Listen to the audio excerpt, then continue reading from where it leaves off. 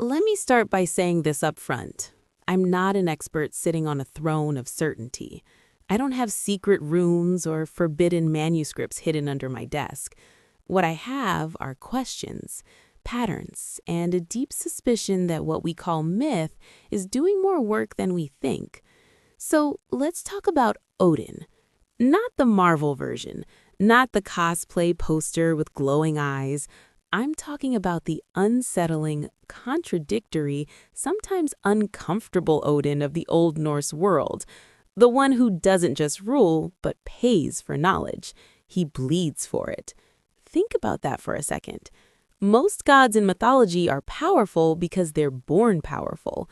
Odin is different. He becomes wise because he's willing to lose things.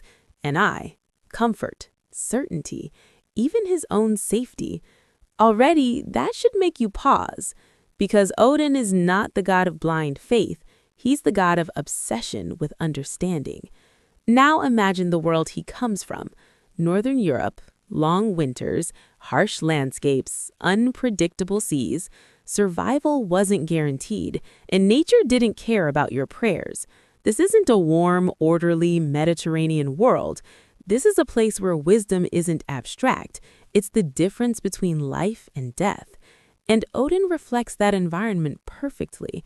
He is the god of wisdom, yes, but also war, death, poetry, madness, magic, contradiction, strategy, sacrifice. That's not a coincidence. That's synthesis. Modern thinking likes clean categories. Ancient thinking didn't. Odin didn't separate intellect from violence or spirituality from brutality. To him, knowing and fighting were two sides of the same coin. Now here's a question that usually makes people uncomfortable. Why is the wisest god also the god of war? If wisdom is about peace, why does Odin preside over battlefields? Because maybe wisdom, in the ancient sense, wasn't about avoiding conflict. It was about navigating reality as it is, not as we wish it to be. Odin doesn't promise safety, he promises insight, and insight often hurts. Let's talk about the eye. Odin sacrifices one eye at Mimir's well to gain wisdom.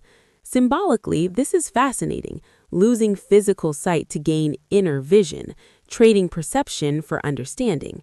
But let's push this further. What if this isn't just a poetic story? What if it's a psychological truth encoded as myth? To truly understand the world, you lose something: innocence, simplicity, comfort, certainty.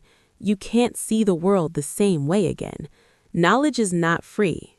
Odin knew that. Now, compare this to modern science.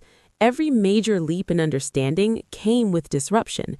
Copernicus displaced Earth. Darwin displaced humanity. Freud displaced the self. Each time, something was lost, a sense of centrality, of control, of meaning.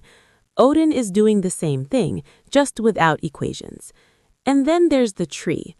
Odin hangs himself on Yggdrasil, the world tree, for 9 nights. No food, no water, wounded by his own spear. Why? To gain the runes. Knowledge again. Let's be honest, this is not a victory story. This is a ritual of self-destruction in pursuit of understanding. Now ask yourself, why would a god need to suffer to learn? Unless gods are not explanations of power, but mirrors of the human condition. Because humans learn through pain, through loss, through endurance. Odin doesn't descend with answers. He climbs, suffers, and earns them. And here's where things get provocative.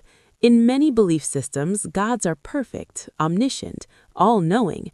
Odin is not. He's anxious about the future. He fears Ragnarok. He gathers the dead not to rule them, but to prepare for an inevitable end. Read that again. The god of wisdom knows the world will end and still fights. That's not divine arrogance. That's existential courage. Odin knows fate exists, but he doesn't surrender to it. He acts anyway. Sound familiar? That's not theology. That's philosophy. Now let's cross another boundary. Odin is also the god of poets, of words, of stories. Why would a war god care about language? Because narratives shape reality. Long before social engineering, propaganda, or psychology, the ancients knew this. Whoever controls stories controls meaning, and meaning controls action. Odin understands that knowledge isn't just stored in facts, it's embodied through myth, rhythm, metaphor. That's why runes matter, not just as letters, but as symbols charged with meaning. Modern science studies information, ancient myth embodied it. Different tools, same goal. And let's talk about something rarely addressed honestly. Odin is not moral in the modern sense. He deceives, manipulates, breaks rules, chooses favorites, sacrifices others. Why would a wisdom god behave like that? Because wisdom is not morality, it's understanding consequences. That's a dangerous idea, I know, but an important one. Modern culture often confuses being informed with being good. Odin doesn't make that mistake. He knows knowledge can be used for creation or destruction, and he accepts responsibility for that ambiguity. That alone separates him from simplistic good versus evil frameworks. Now here's the taboo question.